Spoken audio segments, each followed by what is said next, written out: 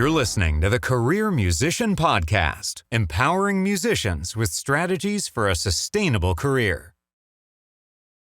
No stranger to the stage or the set or the studio, you name it. Our next guest on the Career Musician is none other than Rich Redmond, longtime drummer for Jason Aldean, speaker, actor, author, and podcast host himself. Rich's credits include Jason Aldean, Ludacris, Kelly Clarkson, Bryan Adams, Bob Seger, Joe Perry, Garth Brooks, Chris Stapleton, Jewel, Miranda Lambert, Luke Bryan, Thompson Square, Eric Church, Montgomery Gentry, Alabama, John Anderson, Trace Adkins, Keith Urban, Travis Tritt, and Chris Cornell, just to name some of them. In addition, Rich is a motivational speaker with his Crash Course for Success: Commitment, Relationships, Attitude, Skill, and Hunger. You're going to want to check this guy out. He's got a lot going on, and we can all learn quite a bit in his very versatile and storied career, right here on the Career Musician Podcast with yours truly, Nomad. So, okay, Rich Redmond, first of all, welcome to the Career Musician Podcast. Thanks for having me. I'm a huge fan both of your playing and of your personality and the message that you deliver in your clinics and speaking engagements. Well, thank you so much, man. I mean, likewise. I think, we met years ago. We put it all together that we met across the street from the Guitar Center on Sunset. It was like it was like a Gibson showroom or something. I forget what it was, but you were playing and I popped by and I was playing with somebody and I had a cajon and we met. It was really fast, but yeah. Man, and it's funny how fast time flies because that seems like eons ago, doesn't it? I think it was like a good 6 or 7 years ago. Yeah. Not crazy? I don't know. I know. Jeez. So anyway, yeah, here we are. Okay. So the first thing, like I said, that stood out to me is that, and I said this in private when we were talking, but not only are you a career musician, but you have the understanding, the capacity, the depth, the breadth, if you will, to really treat it as a business. And that's what I noticed from watching some of your clinics and, like I said, your lectures and whatnot. And that's super powerful because our mission here at the Career Musician is to empower musicians with strategies for a sustainable career. Sure. That's sure, it sounds like a big statement, but it's not. It's basically teaching musicians how to make a living over the long haul, right?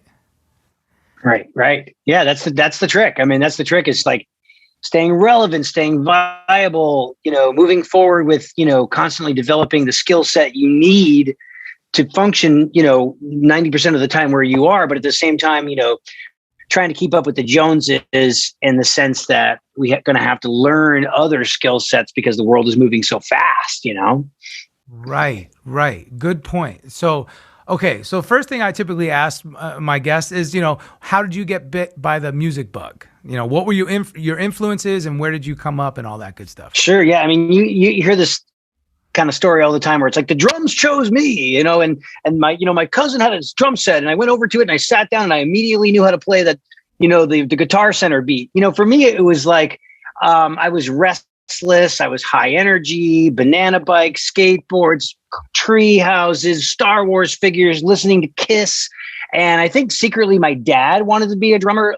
But my dad had a different path. He was in the military and then had a family, went to school nights, became an accountant for 30 years. So he's like, this kid maybe I can live out my rock and roll fantasies through my son. So 1977, 1978, I go and I get my first drum lessons. So, you get the Gladstone pad. I'm in Milford, Connecticut, I'm this East Coast kid that got my teacher, Jack Berge, shows me how to hold the sticks. You're hitting the pad and soon enough you get jump, bum, bum, right? You're learning that stuff. You're learning how to read it. Then I got a little bass drum, a little cymbal, and you're playing, Joel Rothen books, little things like that, playing along with records. And I was really into it. I had a knack for it, but I was only 9 years old. And so when we ended up moving to El Paso, Texas in 1981, my dad got a job there. So we, moved 2,000 miles away to El Paso, Texas. And thank God, because Texas, I don't know if you spent some time in Texas, but the culture is very music education. A lot of football, a lot of gigantic marching bands. I mean, my high school had a 400-piece marching band. Texas Tech University had a 400-piece marching band. So it wasn't a big deal to like, all right, we're doing a John Williams themed. We're doing Jaws. We're doing all the things. And you would have 5 days to like learn your parts, memorize everything, get on the field with 10 other snare drummers, wear this ridiculous outfit and make that thing happen. And, week after week, you had to do that. And then when the Police came out with Synchronicity in 1983, and the world is watching all the Live Aid and all the Farm Aid, and MTV had this culture of actually showing music concerts, I was like, that's what I'm doing. I'm going to be Alex Van Halen. I'm going to be Stuart Copeland. I'm going to be Kenny Aronoff, and that started my journey, and I haven't stopped, That's incredible. I just keep, like smiling ear to ear here because I love all the names you're dropping. I love all the influences.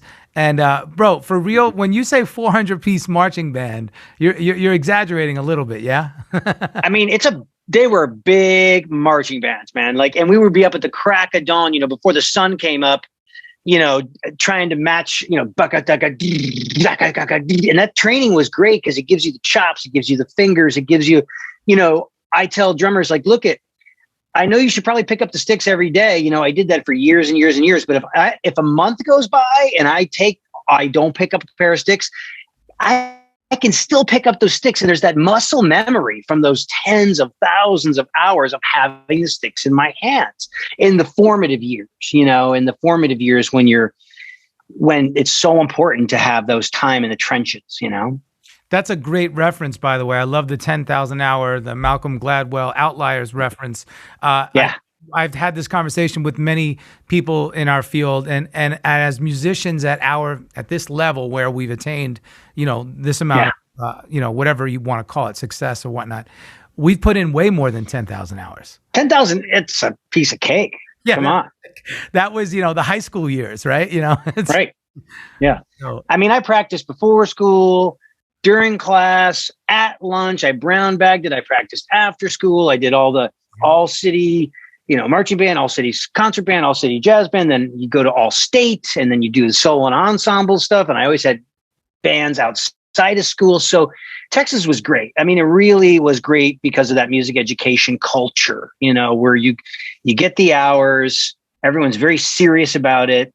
And, it sets you up for success, That's right. Well, I'm reminded of North Texas State, right? Which is a huge... Yeah, I got my master's there. I ended up getting my master's there, studying with Ed Sof, Ronnie Fink, Dr. Shatroma, just Henry Oxtel, all these world-class educators, and it was a very jazz-centric school, which is great because, if you can, kick a 17-piece big band and the trumpets are blowing their brains out and they're dragging, and then the piano player's on top, and you're trying to like lead and drive the band and play dynamics and play the styles and read all these figures, it's going to be so much easier to play in a 3-piece rock band or a wedding band or it's going to be so much easier because you're doing the Spangalang, right? And it's like, it's so much easier to play like super, like listen to me time with rock, funk, and country because boom, that's the thing from the ground up, right? And then you get this whack where everybody's supposed to be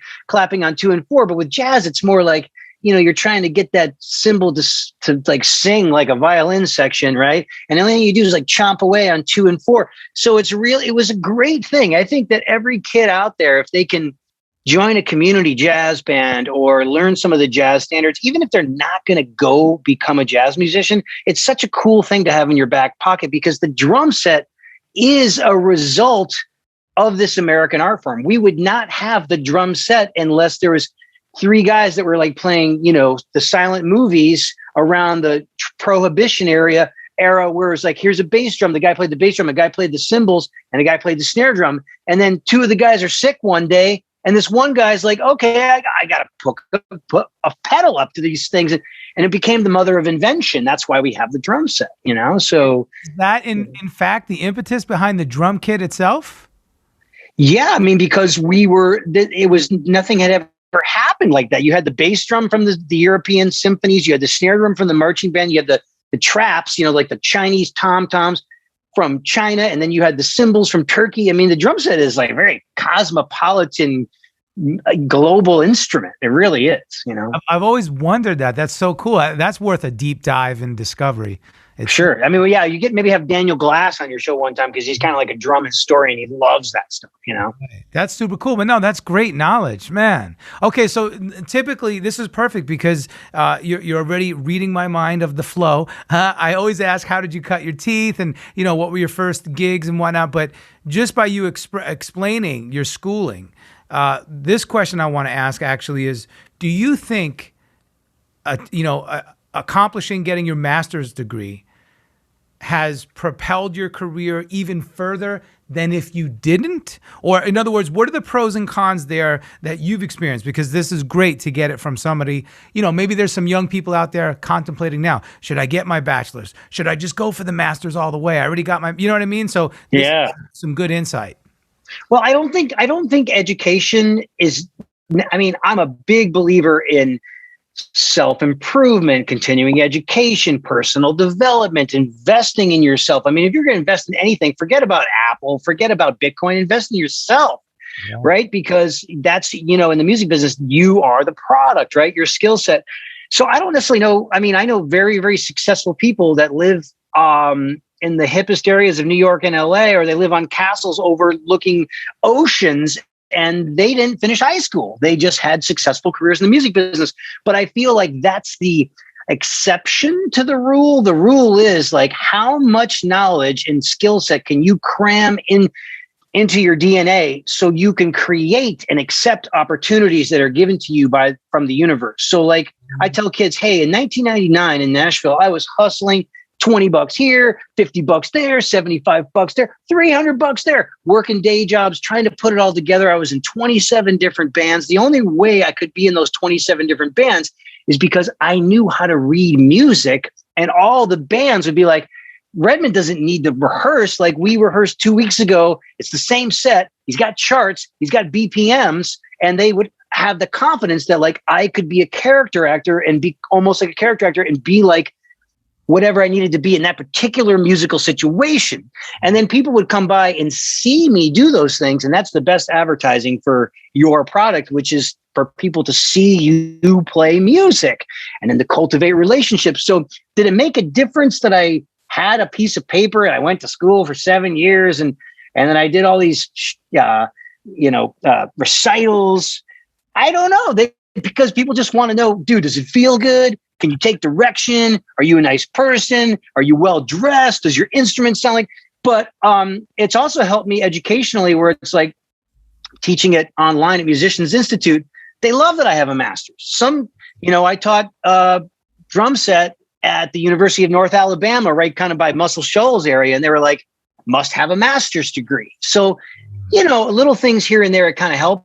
But more than anything, what I paid for was the ability to offset reality for 7 years while I got tens of thousands of more hours of experience playing avant-garde music and bebop and big band and symphonic music and learning how to play all the percussion instruments. And you put that all in your bag of tricks, and it is going to separate you from the other guys who are like, yeah, man, I just grew up in my garage. I know about 5 rock beats. But those guys can hook up with the next big thing and be on the cover of Rolling Stone magazine.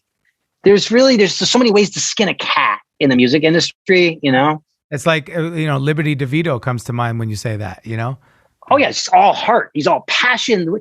Yeah. And a lot of these guys are completely self-taught. Who's another self-taught drummer I was talking to the other day? Oh, Chad Cromwell, one of the most recorded drummers in history, works in Nashville, works in Los Angeles. Neil Young, just huge acts. And he's like, man, I just played along to records. I mean, and that's invaluable, I played along to records, but I was also the nerdy guy because I was coming up in the 80s. So in the 80s, we had like a mix of like new wave. So like Kajagoogoo and Aha, which is like all this British Simmons program stuff. And at the same time, we had Ronnie James Dio and a bunch of guys with like cod pieces and like lots of hairspray, right? All at the same time. Right. And I was like, I transcribed the Shout at the Devil record, every lick that Tommy Lee, I wrote out, and I was like, God, and I was like, oh, he got that from like a funk R&B drummer, right? But he just happens to be twirling his sticks while he's doing it. There's fire and naked chicks behind him. But you see the commonalities between different kinds of music and different styles of music, you know? And so I don't even know. I'm talking out the side of my mouth. I don't know. No. But it's perfect because I truly believe you have accomplished the best of all worlds, let's say, not both, all, because I'm from a similar mindset. I did not complete college, however. I started college. I didn't complete it because I got gigs and I started gigging. But I always say to myself, and oftentimes to my wife while we're chilling with a glass of wine, man, I wonder what it would be like if I would have finished college, you know, if I would have got that degree, you know, or maybe I should go back now. Nah, because I mean, like today, like there's like people are like, how did you learn Pro Tools? Like, well, you buy it and there's all this free stuff on the internet, right? So it's like, and that's free and you're not going to be paying college loans forever. So the kids that go to say like to a Berklee College of Music and they graduate with a $300,000 bill and they have student loans to pay, and they're playing for $50 at the pizzeria in Boston, that math doesn't make sense. But, you know, at the same time, I don't know if you noticed this, but most guys like the Todd Suchermans, the Vinnies, the Abe Laboriels, they go to Berklee for one semester or 1 year and they start getting gigs and start making money and they're gone. Yeah. Right. That's the story. You know? Yeah. That's it. It's perfect. Well, thank you for that insight. Now, let's talk about this. So you say the 7 years while you were schooling, you were kind of, deferring the reality life, right? Okay. Yeah. You're broadening your palette. You're learning all this shit. Okay. So how do you get from, I graduated with my master's to, now I have my first proper gig in the industry. I'm booking some real sessions. I'm booking some tours, some gigs, because you've been with Jason Aldean, is something I want to talk about as well for a long time. And your list of credits is beautiful. You have some of the biggest of the biggest. So how did you, again, for those listening saying, okay, great. Well, I did my schooling. Now how do I get some damn gigs, man? You know? So. Yeah. Well, I think a lot of music institutions need to, even if they're just cranking out like kids with music education degrees. And what I did is I followed what I call like the Greg Bissonette model, which is like, Bissonette went to the University of North Texas. He knew he wanted to be a badass and really cultivate his playing because he wanted to move to Los Angeles. And he put the time in, but at the same time, he jumped through the hoops to get a music education degree. And that's a safe degree because while you're cultivating your rock and roll dreams or chasing your session career, you can teach in the public schools. You could be a band director. You can have benefits. You can have a 401k. Right. So that was as close as I got to a backup plan, which was like, let's get a music education degree and then just try to be a badass on the instrument. And maybe I can fall back on that if I ever needed to. So while I was in Dallas and getting my master's, I would be driving in from Denton, which is like 30 miles away, about 45 minutes away. And we would all drive in and play smooth jazz and big band. And we had cool, original bands that we'd play in Deep Element. I was in all the cool top 40 bands where we'd play along with sequencers, which has really helped my time and my programming. And I was in school with guys like Keith Carlock and Adam Gust and Luke Adams and Blair Cinta. These are all my homies, and we're all still friends to this day. Like if I have to knock out a track while I'm in LA, I do it over Blair's house, and Blair engineers. We have this amazing workflow where he's like, come on in, dude. I got the Black Beauty set up, bring your cymbals. And he pulls up the files. I play. It's so fun. I bring him a coffee. So all these people we're all still in touch together, but that was a great thing because I saw the ceiling on a city like Dallas. There's a robust music scene there. But there's a glass ceiling. I feel like you have to go to New York or LA or Nashville to really take your career to the next level. So as attracted as I always was to the city of Los Angeles, the sunshine, the forward thinking, the food culture, the whole the excitement of it all, I ended up getting some calls to do some auditions in Nashville. So I go and I over prepare and I audition for Barbara Mandrell and Dina Carter and Trisha Yearwood, all these great songbirds living in Dallas at the time. And they all said to me, kid, you sound great, but where do you live? I'm like, well, I'm in Dallas, Texas. And I probably just should have said, I live in Nashville, and just figured it out. But that I shot myself in the foot. But after 3 times of preparing, meeting people, getting positive feedback on me being a song drummer, bringing songs to life, I said, I'll give my band 2 weeks notice. And I moved to Nashville because, you know, Dina Carter was coming out in 1997. And it was kind of like California country, kind of like early Linda Ronstadt, Burrito Brothers with like a tinge of, I said, I can do this. So anyways, I moved to Nashville, and that's like, you know, 24 years ago. I love it. And that's why I'm surprised we didn't meet in Nashville. I lived there from 97 through 2005. So you remember Tony Mora? Tony, that was one of my good buddies. Yeah. Okay. So I just recorded over at Tony's house the other day with him engineering. Nice. So it's just a really small world. And Tony was very forward thinking because he's a trained engineer, trained in Manhattan. His drum sounds are sick. And it's amazing to go over there and to have the drum brotherhood, but at the same time, he's a world-class engineer. And he's behind the glass, you know, it's unbelievable. So fun. And people are so friendly. It's such a great culture of Nashville. It is. But I get to Los Angeles all the time. You know, my drums are all carted up over at Angel City, just in case that call comes to go record at Capitol Records. And I got a little practice room over in the Valley. And I love it. I really do, man. It's so fun. That's the way to do it. Okay. So let's talk about that. How do you balance Nashville and LA? That's a good point. Again, for some, you know, maybe young aspiring cats coming up, they're like, man, I want to do that. That sounds cool. Yeah.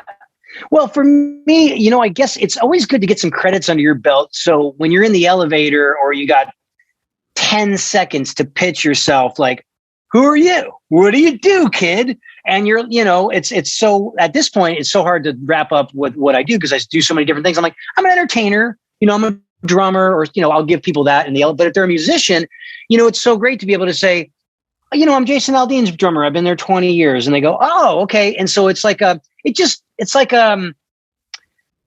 breaks the ice, and people go, oh, okay. Well, if you have the ability to play on some number one songs, then you could probably come do my, you know, wedding gig at the golf course in Reseda or whatever. You know, it's like, it gives them a little bit more confidence to say, you'll be okay. Come on, just, you got a tux, yeah. You know? No, I'll rent one. Don't worry. I got it. Of course I got a tux. Yeah. You know, crazy things like landing, you know, you land and you get the last minute call and it's like, hey, can you play tonight at Trump Golf Course? It's a big wedding. Can you make it? And it was like, you're looking at the time. You're like, oh my God, I didn't pack my dress shirt. And then on the way you pull over to TJ Maxx and you get a black dress shirt and a tie and you barely make it and you load in and you're like, I'm starving. And like, well, they're hooking us up with steaks tonight. You're like, all right, see, amazing. You had me at steak. I don't even need to make money. I'm playing drums and eating a steak. This is great. I love that. Okay, this is all fantastic stuff. So let's talk about that now. Jason Aldean, something I love that you mentioned that because it really does become a calling card, especially in the music community. I was with Babyface for 12 years. And anytime you drop the name, and you don't drop it to be a jerk, you're just talking about, yeah, hey, you know, so what do you do? That's your elevator pitch, right? And it really does open up the conversation and just open up opportunities. Sure. Something that I always like talking about is not only how to get the gig, but how to keep a gig.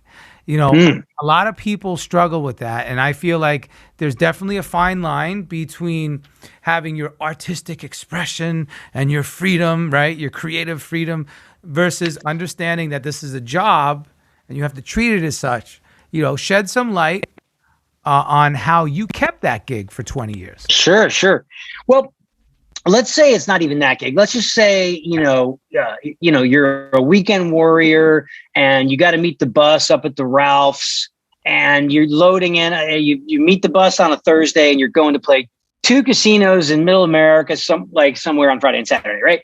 So, I don't try not to complicate it. It's like drums sound good and working condition, great. You're prepared. You're over prepared. You can take direction. You got a firm handshake. You look at people in the whites of their eyes. You give people respect. You're flexible.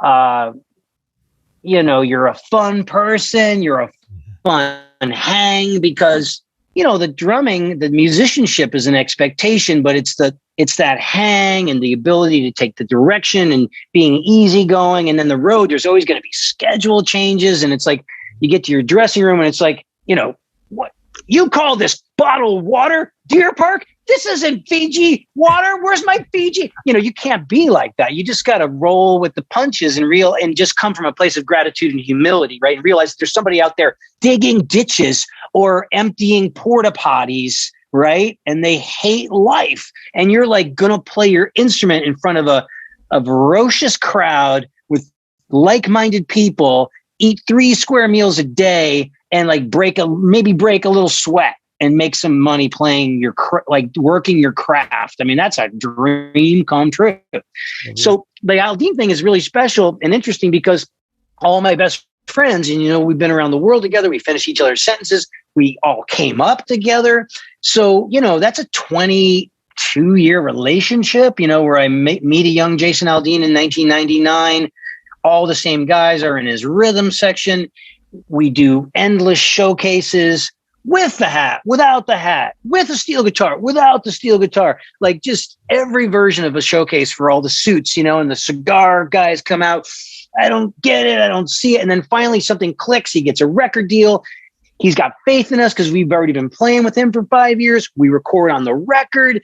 The thing comes out. It starts to do well. It leads to you're doing 300 shows. You're on the road 300 days a year. Then some more hits come out. You're doing half basketball arenas, then full basketball arenas. Then you're selling out sheds. You're opening for everybody in the business. Then he starts to headline, and it just rolls and rolls and rolls. And everybody's like, it's a love fest. I mean, we finish each other's sentences, and there's no way to create a band like that has that deep listening skills and this like unspoken languages, deep communication, without the blood, without the sweat, without the tears, without the time in the trenches, without smelling like diesel fuel. You got to go out there and just do that. And that's pretty rarefied air in the music business to have the same people for 5 presidencies. Because there's very little loyalty in the music business. It's very much every man for himself. And I kind of thought that it was pretty special for us to all kind of like come up together and like champion each other. So it's very special. Hey everyone, Rich Redmond here. I'm the drummer of the Jason Aldean Band, Nashville Sessions, and I'm a career musician. Subscribe to the brand new Career Musician YouTube channel, now streaming all of the Career Musician podcast episodes. Help us continue to provide you with new and engaging content by getting our ratings up. Please subscribe and leave a review on Apple Podcasts. So that's what I'm getting at precisely. First of all, I love how you put it, 5 presidencies. That's a great encapsulation. But yes, you said it, man. You said it.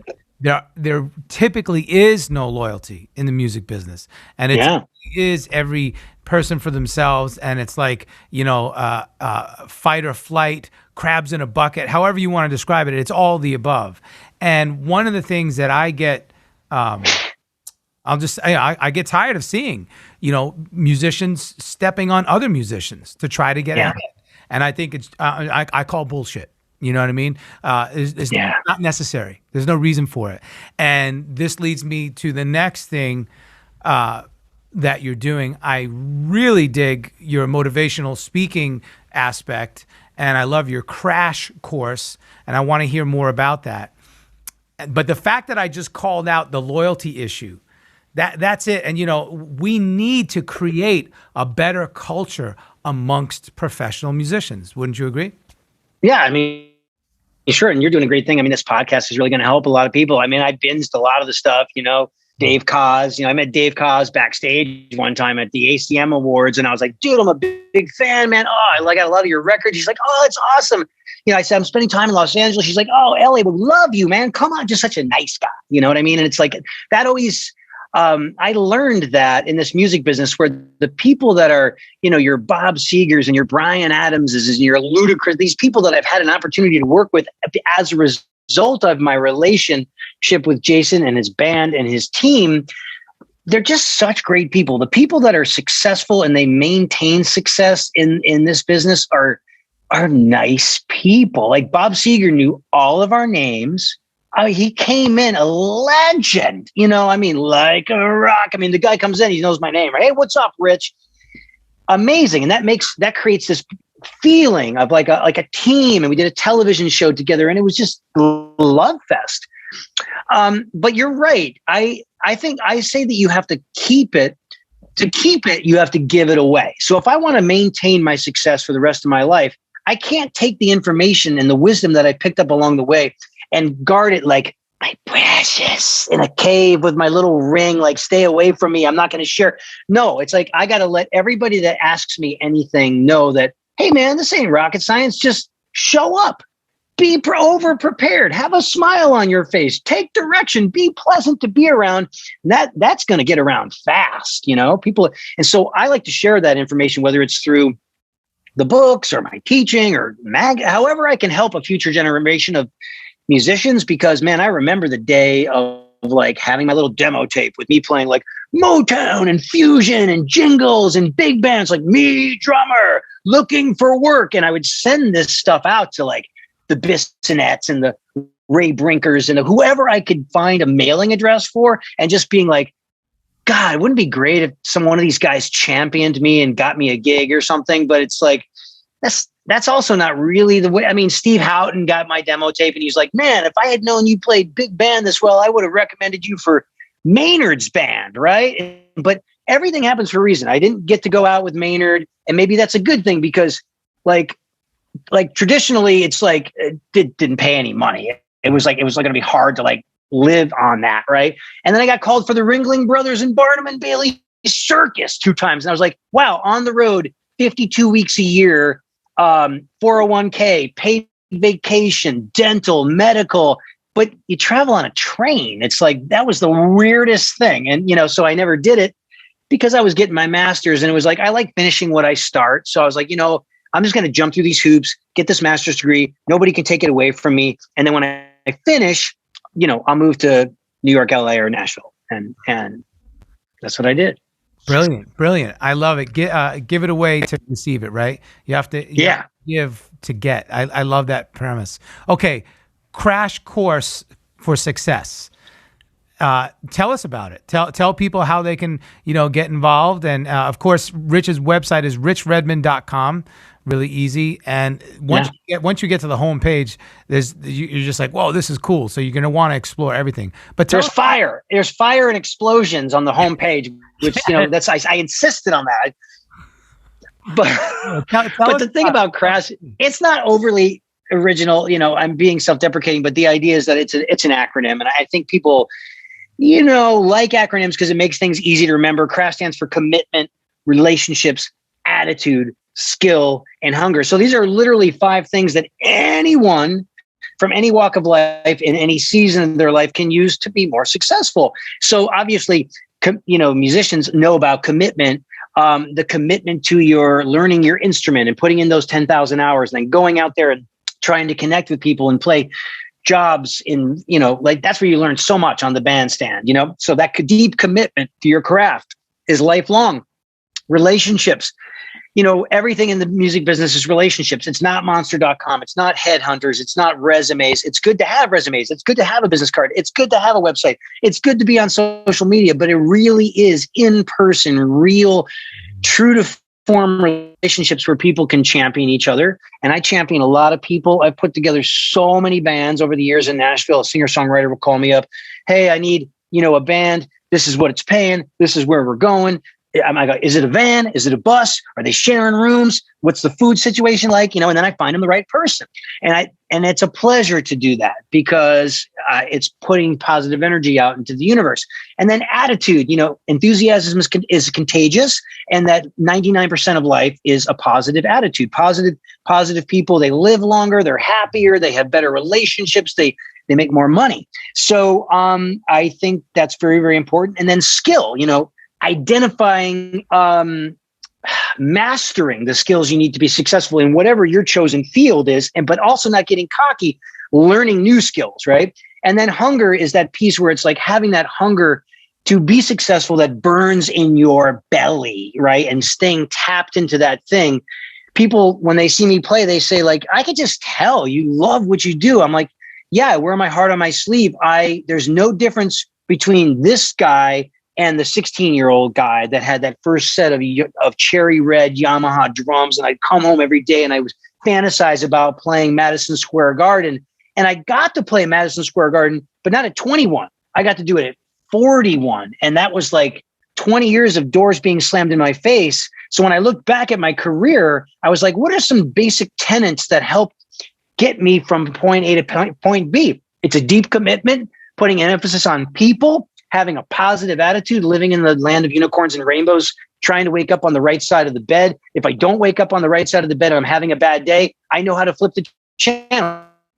Great literature, colorful food, friends, film, fashion. I can have some retail therapy. I can sit at the bar with my philosopher friend, Mark Schulman, and have a glass of California Red and just reset everything. And then the skills, like developing those skills and then staying hungry for success. That's Crash. I've shared it with people at the small little Sam Ash up the street, or the mom and pop drum shop, or the kids in the cafetorium, K through 12, the whole school comes out. I got to work both sides of the room, like a rant comic, or maybe it's like a Fortune 500 company like Cisco or Hewlett Packard. And I customize that messaging to the audience at hand. So in 60 minutes, they're blown away with a wave of positive energy. And then at the same time, I'm giving them like a one-man rock show where it's like dry ice, lights, band in a box, crazy guy twirling his stick, licking his stick, sweating on them. They're like, dude, this guy is a physical manifestation of his message, right? So it's almost like I'm a cartoon character invading their space. And it's not for everyone. I mean, I've been turned down by some very traditional companies, but some forward-thinking companies, whether it's farmers or big pharma or a startup, and they're brave and they're like, drums? That's cool, man. And then some people are like, drums? Oh, it scares them. They're like, what do I have to do? How do I get a drum set? And I'm like, don't worry about it. All you got to do is say yes. I'll book my flight. I'll book my hotel. I'll get a drum set. I'll talk to the sound man. I'll talk to your AV guy about my walk-on video. Like, all you got to do is hire me. That's what you want to do in this business, is keep everything as easy as possible and give people the most confidence that are hiring you. Tomorrow, 10 a.m. session, program drums, right? All the musicians are already on the track and are probably all gritted to death. And I got to go in there tonight. I got to transcribe the program part, recreate it with some heart and some humanity and some sweat, and bring that programming to life. The people that are hiring me know that I'm going to show up. Mm-hmm. I'm going to be prepared, and I'm going to do my best to exceed expectations and make them look good. That's it, man. I always say, be the great facilitator. If you can facilitate it for people and make it easy. That's what I truly believe. That's the longevity. I know when I would get on stage for sound check, and Babyface would walk down from his hotel room or the bus or wherever he was, it was my job to get there early and make sure that when he stepped foot on stage, that he felt comfortable, that he felt safe, that he didn't have to worry. So I was, myself and the production manager and the tour manager, the three managerial positions, so to speak, we would get together and make sure that we just facilitated every single thought, action, whim that the artist could ever desire. And that's how you keep the gig, man. You get it done. No excuses. Yeah. Right? Zero excuses. Yeah. And then over preparation. So being overly prepared on your part, and then also being a Boy Scout or a Girl Scout in the sense that knowing your craft and coming up with some rules of the road. Like, have that second snare drum that's tuned exactly the same as the other one. Have another set of pedals that are the same exact tension, being flanked by all the sticks you need. You got your towel, your water, your Gatorade. You got the fan that's blowing on you a little so you don't get upset stomach in the middle of the show. And you're like, can you tell him a joke, Mr. Babyface? And run, you're just prepared. And then, other things that I learned were like, never pass up a hot shower, never pass up a hot meal, always have your luggage with you, because sometimes just things come up and you're like, hey, we're out tonight. We're Elvis out, man. And you're like, and you don't want to be the one guy in the band. It's like, I forgot my bag at the Luxor. I got to go back to the Luxor. No, you got to have your stuff with you and just make it so easy for everybody. So you're never the squeaky wheel, you know? I love that. So with your varied career and your wonderful accolades and all the different things that you work in, explain a day in the life of Rich Redmond, because, you know, again, I love it. It's, you know, it's a drummer, actor, author, speaker. I love that. I love how diversified you are, because I truly believe you have to be versatile, right? So I know every day is different, you know, but how do you set your schedule up? Yeah. So I just like go with, you know, my schedule's like Tetris. It's all like multicolored on the iCal. And it's like, you know, some days I'm like, hey, you know, I've got my podcast and I've got like 20, you know, episodes in the queue, and I'm just kind of dripping them out 2 a week. So maybe when I have time, I'll go hog wild on that, and I'll record 3 a day or 4 a day. And then when I'm between my tour dates, I might be like just doubling down on my acting and my hosting classes, where I'm just like, I got my head and I'm trying to like wrap my head around this other skill set. And, you know, the acting and the hosting and the VO and all that that helps my confidence as a musician and as an educator and as a speaker. Or, you know, maybe I'm in the back of the tour bus and I'm like, I'm going to crank out a couple of these things that have been on my mind for Modern Drummer Magazine. Or during COVID, I created 2 online courses for the Musicians Institute. So, you know, we've got these days that are long, especially if you start thinking of your life as in terms of like, not days and years, but like minutes. Mm-hmm. And, you know, you'll be like sand through the hourglass. You're like, I really need to get on this and make the most of my time. Because if you take someone like, say, like, a hero of mine, just because he has this insane work ethic and he's still so relevant, take like a Kenny Aronoff. He doesn't put in a 10-hour day, puts in an 18-hour day, right? Maybe not every day, and then in his like formative years where he was just so on fire, where he would be on tour with 2 different artists, and in between the tour dates, in the cracks of like 24 to 72 hours, he would catch red eyes and go play on other people's records. Now that's never going to happen again in the music business. Those days will never come. But just like looking at our skill sets, looking at our interests, and just maximizing our time on earth, and whatever is staring right in front of me, the things that have to be done those days, that's what gets priorities. And then I have that to-do list, which is like, oh God, like right now I moved back into my home in suburban Nashville. So I've had it for 11 years. And so remodel, it's time for like 3 coats of white paint, putting in that slick gray carpet that all the hotels are all about. I got to pick new curtains. Like this is where I'm spending some of my time. Yeah. But, you know, also I've got these other obligations. Got to keep cranking out the podcast. Got to go do sessions for people, you know, got rehearsals and this tour coming up with Aldean, where we're doing every Thursday, Friday, Saturday in August, September, and October. And man, after 14 months of having time off, I am so excited to see my band, hug my band, play, take the music to the people.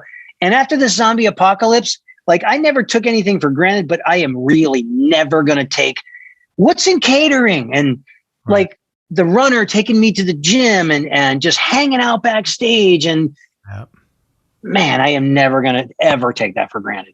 It is so cool. So many blessings are right under our fingers every day that we sometimes just gloss over. We don't even realize it. You're absolutely right. That's fantastic. All right, listen, you shared some amazing stuff. By the way, the Rich Redmond Show is your podcast, and that's live and up and running, and people can find it on all the podcast platforms. Yeah, what is it? The your Spotify's and your YouTubes and your, of course, Apple Podcasts. And great. It's like most things. I've got a lot of ravenous people that are there. It's not Mark Maron numbers because I'm 15 years late to the party. Yeah. But the idea is that we're going to talk about all things music, motivation, and success. And I love drummers. There's a lot of drummers, but also I get some comedians and actors and producers and, you know, folks in there. So we just talk about great things and have a great time. So, yeah. Well, I'm inviting myself. So yes. Yeah, we got to do a thing, man. Let's do it. Okay. Great. So how do you define success? After all this, you know, you've laid tons of wisdom and knowledge on all the listeners and you know, myself included. Thank you. I love I love this. What's your definition of success? Because I know it varies, person to person. Yeah. How it changes for me. But what I heard one time, someone said, hey, he was an actor, like a working stiff actor, but like for 30 years. You wouldn't recognize him in a CVS, but always in something. He said, man, success to me is when there's something wrong with my car, I can get it fixed. And I'm not stressed out. You know what I mean? Because when you're in the struggling days, the ramen noodle days, your car breaks down, the check engine light comes on, you're like, oh man, now I got to drive around Los Angeles with no air conditioning.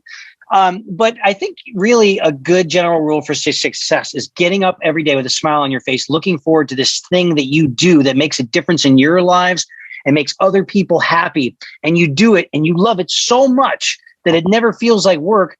I forget to get paid sometimes. Like, you know what I mean? I'm walking out the door. Great job, guys. It was a great 12-hour day. I'm so happy to be. Hey, bro, there's the check. And I'm like, oh, yeah. Yeah.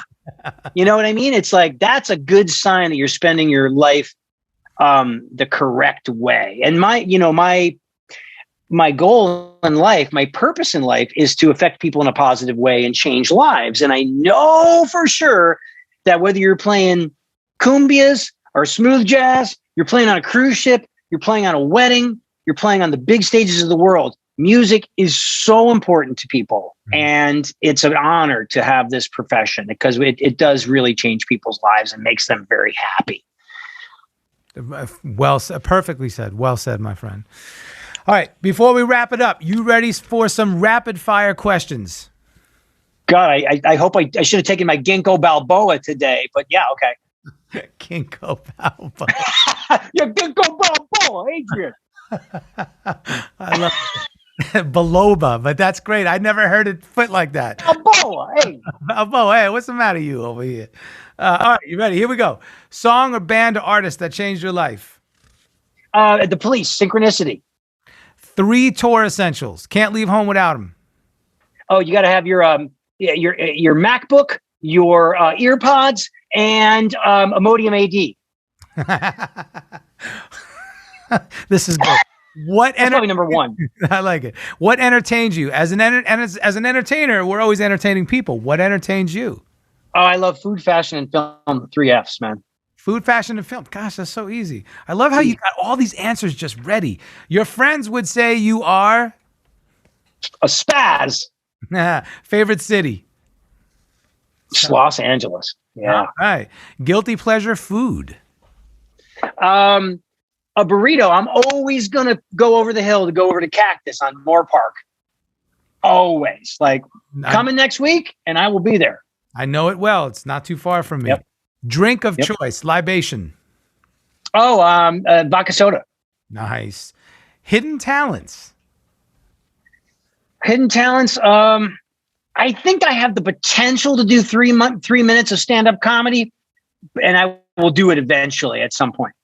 I bet you could do more than 3 minutes, and you could do it very successfully. Well, I just want to go to Flappers in Burbank and pull off 3 minutes, man. Oh, dude, you'd crush it. You'd crush it. You better call me when you do that because I want to be there. Yeah. Okay. Instrument you wish you played? Oh, the guitar, just because it's so fun and phallic and you're at the edge of the stage. You know, you're just right in the audience. Like, I can't move on my drums, man. I'm trapped back there. Yeah. All right. Also a saxophone, like Dave Koz, like, yeah.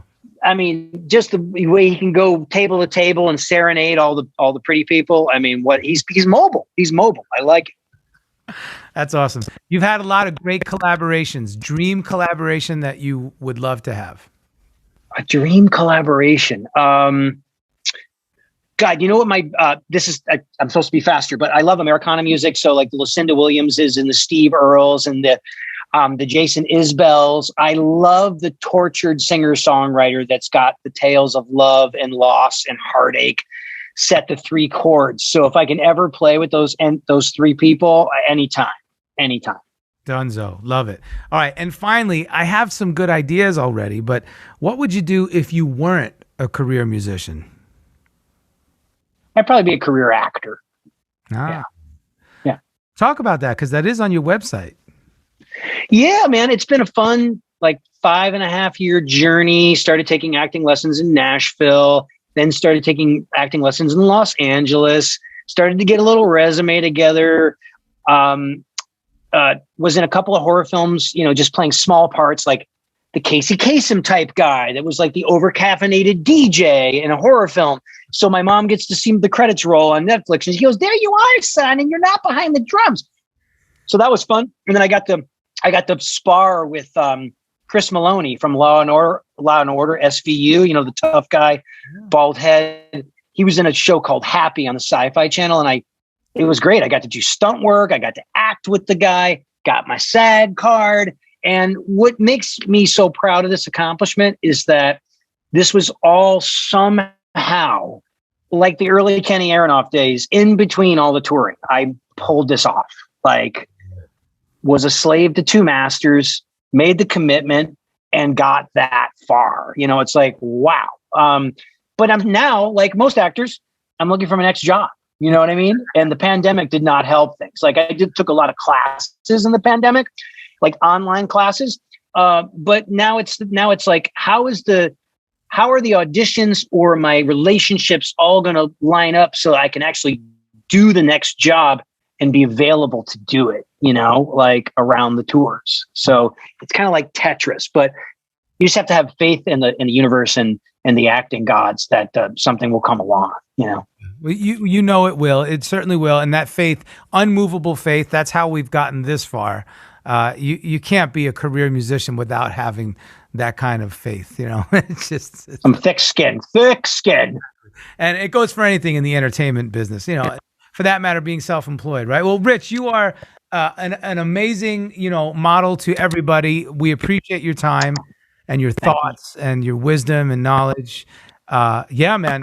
Ladies and gentlemen, Rich Redmond right here on The Career Musician. Thanks for having me.